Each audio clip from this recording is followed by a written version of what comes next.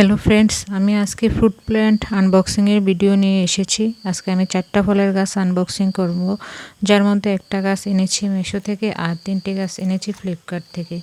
প্রথম যে আমি ফলের গাছটা আনবক্সিং করছি এটা হলো আরবিয়ান ডেটস। আমাদের এখানে তো দেশি খেজুর দেখা যায়, কিন্তু দেশি খেজুরের বীজগুলো হয় বড়, তাই আমি একটা আরবিয়ান ডেটস অর্ডার করে আনলাম। জানি না এটা আরবিয়ান হবে কিনা, হয়তো বা দেশিও হতে পারে, কারণ অনলাইন থেকে আনা ফল গাছগুলোর কোনো বিশ্বাস নেই, প্রায়ই ঠকে যাই।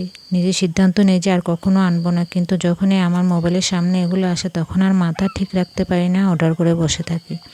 তারপর আমি দ্বিতীয় যে ফল গাছটা অর্ডার করেছি এটা হলো প্যাশন ফ্রুট, যেটাকে আমরা রাখি ফল বলি। এই ফলটা দেখতে গোল হয়, বড় হলে ফলটা কেটে মাঝের অংশটাকে লবণ মরিচ দিয়ে খাওয়া হয়।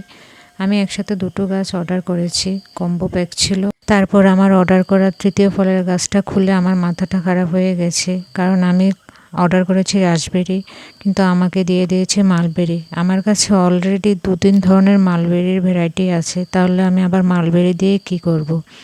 তারপরে 4 নাম্বার আমি যে গাছটা আনবক্সিং করেছি, এটা আনবক্সিং করেছি বললে ভুল হবে, কারণ এটা ওপেন বক্স ডেলিভারি ছিল। ডেলিভারি বয় এটা আনবক্সিং করে গেছে, কিন্তু ডেলিভারি বয়ের সামনে আমি এটা রিটার্ন দিতে চেয়েছিলাম। কি ভেবে কি জানি আমি রিটার্ন দিই না, কারণ গাছটাতে কাটা ছিল। আর এই গাছটা ছিল ব্লুবেরি গাছ, ব্লুবেরিতে কোনো কাটা থাকে না, তাই আমি রিটার্ন দিতে গিয়েও আবার রিটার্ন দিইনি। কি বুঝে কি জানি রিটার্ন দেয়নি। রাসবেরির বদলে মালবেরি দিলেও মালবেরি গাছে ফুল ছিল। ভিডিও ভালো লাগলে একটা লাইক করবেন।